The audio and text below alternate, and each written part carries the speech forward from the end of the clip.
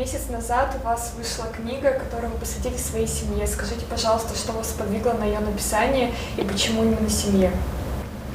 Мысль об издании книги, в котором были бы произведения, художественные произведения членов нашей семьи, эта мысль у меня была уже давно. И когда более-менее такое свободное время у меня выпало, я начала собирать эти материалы. А потом в процессе работы над книгой уже совершенно другая концепция возникла. Значит, если первая концепция была это под одной обложкой издать поэтические произведения моего брата Василия Кибордина, самодеятельного поэта, потом поэтические произведения и пьесу старшей сестры Марии Михайловны Ивановой, режиссера Народного театра, и свои произведения. Вот. Но когда стала работать над книгой, очень мне хотелось, чтобы люди не просто взяли и стали читать стихи Василия Кибордина, а дать информацию о них, о нем, о сестре, дать информацию. Ну, благо, что кое-какие записи у меня были в компьютере, поэтому толчок был у меня именно с воспоминаний о Василии Кибордине. Написала о нем, потом поместила его стихи, а потом, когда уже перешла к произведениям старшей сестры Марии Михайловны, у меня возникла идея, что о ней тоже надо рассказать, и есть что рассказать. А в целом потом уже я подумала, что, ой, как это не будет звучать сейчас, может быть, нескромно, но тем не менее, вот пятеро детей, но мы все были связаны с культурой, и приобщила нас к этому старшая сестра Мария Михайловна. Она, поскольку была режиссером Народного театра, все мы пятеро прошли через ее театр. Ну и потом Светлана Кибордина, журналист ТРК «Моя Удмуртия», она достаточно известный в республике человек, специалист, который в ТРК «Моя Удмуртия» создавал брендовые передачи. Почему бы, думаю, о ней не рассказать? Есть что рассказать. И у нее тоже произведение есть. Я в эту книгу включила ее пьесу и перевод Чуковского на удмуртский язык «Муха-цокотуха». Ну, к сожалению, хочу сказать, что у Светланы к настоящему времени не так много художественных произведений, потому что в своей журналистской деятельности она, наверное, больше 1000 сценариев написала, это точно, но просто сценарий в формат такого издания не входит, не вписывается.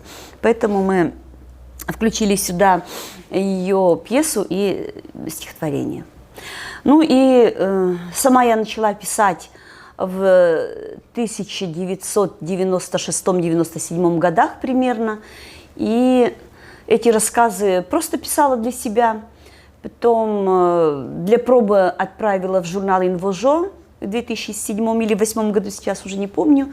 И напечатали. Это меня как-то воодушевило. И писала, но много я не публиковала. Вот когда я обо всех написала, понятно, что без рассказа о родителях никак нельзя было обойтись, потому что всему дают начало родители. А родители – это тоже творческие очень люди. И поскольку это литературно-художественное издание, я включила мамины стихи. Их совсем немного, но вот, к сожалению, я не литературный критик. Если бы что-то я в этом хорошо очень понимала, то я бы сравнила ее стихи с чем-то с ранней Ашальчоки. Вот у нее настолько народные стихи, мне очень нравятся. Вот, и рассказ об отце и матери я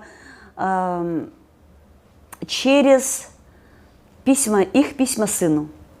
Вот, ну,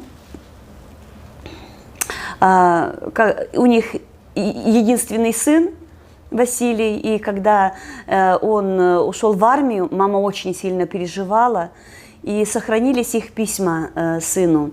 И вот в этих письмах, что удивительно, письма отца, они похожи на статистический отчет.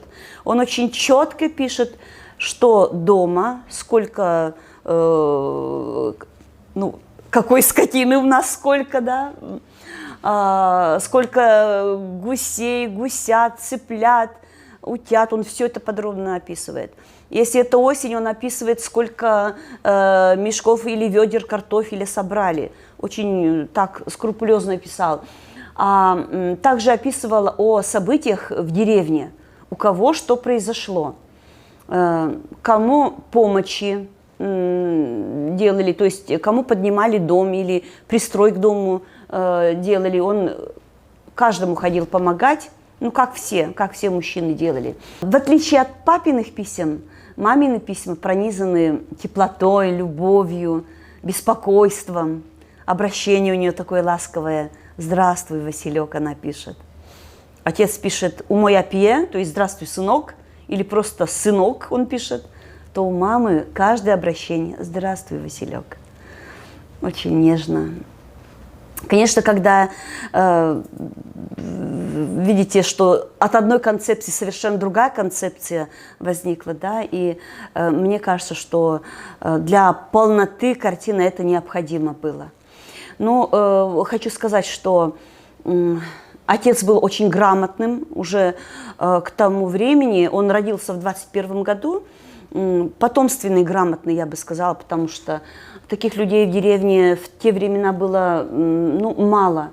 К нему очень уважительно люди относились, потому что он помогал готовить документы юридического характера.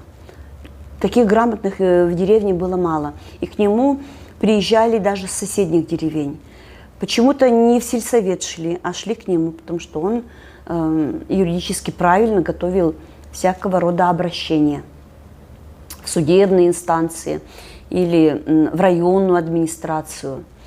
И дед, отец моего отца, он участвовал в конце 19-го, прадед, получается, прадед, участвовал в раздаче фамилии, в закреплении фамилии к каждому двору. Дело в том, что до конца 19 века почти в удмуртских семьях не было фамилий.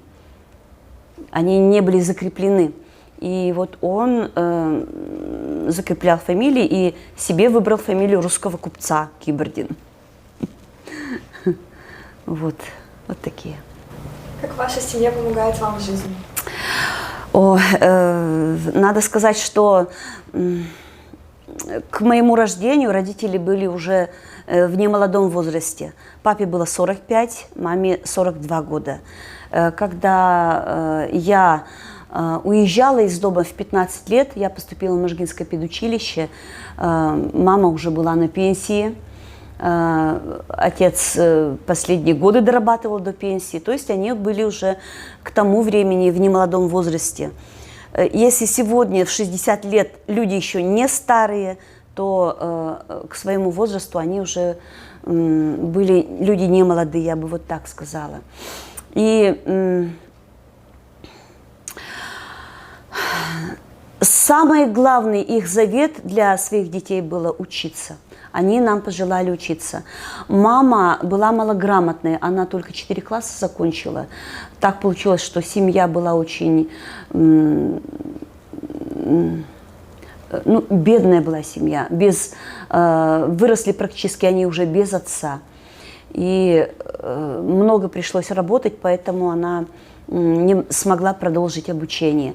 Но, тем не менее, вот брат в своем стихотворении, посвященном матери, пишет, что годы учебы забрали голодные годы, учил жизни хлеба кусок. Но, несмотря на это, она учила жизни сама, как могла. Вот она думала, что Сибирь – это край земли. например, но учила жизни нас. Отец по мере нашего подрастания, он выписывал нам детские журналы и газеты, а сам выписывал всю прессу, какую только можно. Я помню, что в один год мама даже скандал ему устроила, что он всю месячную зарплату, где-то 120 рублей тогда у него зарплата была, он все пустил на подписку годовую. Это были «Роман-газета», «Работница», «Крестьянка», «Огонек», «Удмуртская правда», «Советская Удмуртия» на удмуртском языке, «Дачло», «Пионерская правда». То есть он выписывал огромное количество прессы, и люди, читающие, ждали, когда он прочитает, и выстраивались в очередь, к нему шли, чтобы попросить после него почитать. И вот эти журналы, они ходили по деревне, потом уже потрепанные возвращались домой. Ну и, конечно, он нам очень много давал читать. Вот это первое. Потом Маша, старшая сестра, между нами с ней 20 лет. Вот ей было 20 лет, когда я родилась. И к тому времени она училась в УГПИ, Удмуртский госпединститут, закончила историко-филологический факультет, получила специальность учителя русского и удмуртского языка и литературы, а после этого поступила в Москву, в Институт культуры. И к моему сознательному возрасту, когда я уже осознала, что это моя старшая сестра, вначале я ее воспринимала, что вот кто-то приезжает к нам домой, все этому радуются, не всегда понимала, что это такая же сестра, как, допустим, Светлана. Между нами 3 года разницы. Так вот, Мария Михайловна, мы ее в театре так называли, и вот это вошло в привычку. Мария Михайловна к тому времени училась в Москве, и это была такая гордость для родителей, что дочь учится в Москве. Ну и, наверное, для глухой удмуртской деревни, куда асфальт проложили только в позапрошлом году, наверное, это было прорывом, что человек второе высшее образование получает, тем более московское. Ну и когда она приезжала, для нас это был всегда праздник, потому что она очень много интересного рассказывала о Москве, о спектаклях, которые смотрела, о театре, об актерах. Это такие необычные рассказы были. Мы слушали, как будто вот сами читаем что-то или смотрим какой-то увлекательный фильм. И ее рассказы о спектаклях я до сих пор помню, и мне кажется, что я вот в красках, в звуках это все ощущала, осязала. Настолько интересно она рассказывала. Ну и первый выход на сцену у нас был, когда мне 6 лет, значит, она еще в Москву только поступила учиться. Она нас, младших членов семьи, собрала, подготовила концерт, и повесили объявление на дверях сельского клуба, что семья Кибординых вечером поставит концерт. Ну, наверное, это было очень примитивно, потому что, мне 6 лет, Свете 9, там 12-15 лет, да, вот брат тоже участвовал в концерте, подросток, как-то он, подростков трудно уже вытащить на сцену, да, но он участвовал в этом концерте, я точно помню. Вот это был первый выход на сцену нашей семьи. К чему я все это веду? Дело в том, что Мария Михайловна сыграла вот эту ключевую роль приобщения всех нас к культуре. Потому что через ее Можгинский народный театр, где она была режиссером, мы все прошли. Прошли ее ближайшие родственники, муж участвовал, ее зять участвовал. То есть мы все прошли через ее театр. И это лично для меня сыграло огромную роль в моем становлении, потому что я смогла преодолеть стеснение, робость. Пришлось преодолевать себя, потому что, вот я помню, в педучилище училась, всегда была активисткой, всегда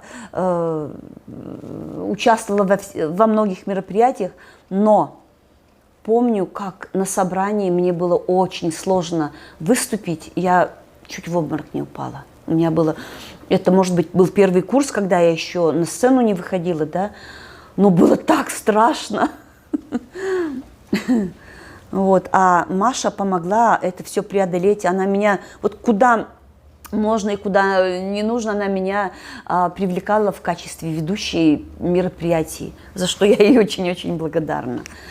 Вот, и брат своим примером, он также очень много для меня делал, он был таким авторитетным, таким уважаемым. Вот я помню, что, к сожалению, он в 37 лет умер.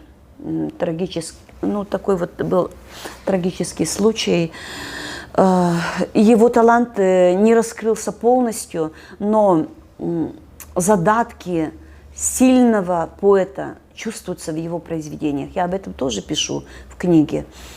Если Марию Михайловну знают, ее произведения знают, ее деятельность, да, больше всего деятельность, потому что более десятка, нет, около 20 спектаклей она поставила, и поэтому ее очень хорошо знают, и театры ее знали, то о брате, о его творчестве сегодня мало кто знает.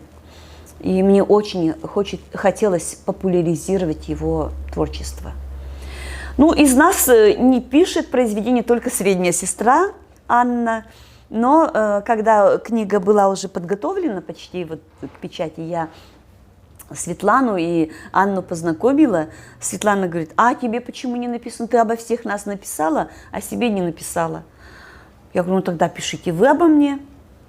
Чтобы не я сама писала, а чтобы они написали. И они написали, и вот я с удивлением для себя отметила, что у Ани есть, ну, способности, это сказать, или неспособность, не знаю, но она тоже может писать. Если у нее художественное произведение, она никогда не писала художественных произведений, ни стихов, ни рассказов, то вот воспоминания или, может быть, это очерк, да, она смогла написать, я это сюда включила. Поэтому в авторском знаке я включила нас всех. И маму, как автора, одного из авторов этой книги, сестру, брата, сестру Светлану и Анну. Ну и себя, конечно. Какие традиции есть в вашей семье? Традиции собираться на дни рождения. Ну, наверное, это у всех. Это у всех. И вот я бы сказала, что традиция театральной семьи, наверное, вот это надо отметить, потому что с актерами Можгинского народного театра мы периодически встречаемся. Эту традицию заложила Мария Михайловна, когда еще была жива. К сожалению, в 2006 году ее не стало. Вот. И мы продолжаем эту традицию. Не каждый год, но в День театра мы через 2-3 года мы скучаем друг по другу, у нас возникает потребность в общении, мы встречаемся и отмечаем День театра. И это всегда бывают такие бурные мероприятия, потому что столько воспоминаний, столько смеха. Ну и, конечно, такая ностальгия по Марии Михайловне.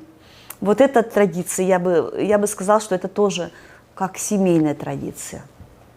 Как вы считаете, почему крепкая, дружная семья важна для современного человека? Дело в том, что в мобильный век все чаще общение происходит через мобильные устройства. К сожалению, и дни рождения мы друг друга поздравляем по телефону.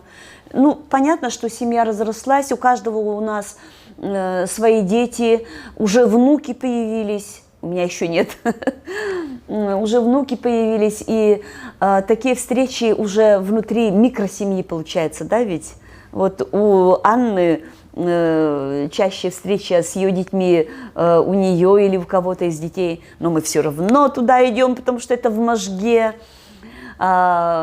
У брата вся семья, и жена, и 3 дочери живут в Ижевске. Конечно, они чаще между собой встречаются. Когда в Можгу приезжают, мы раз в год, но встречаемся все вместе. Все равно устраиваем такие праздники.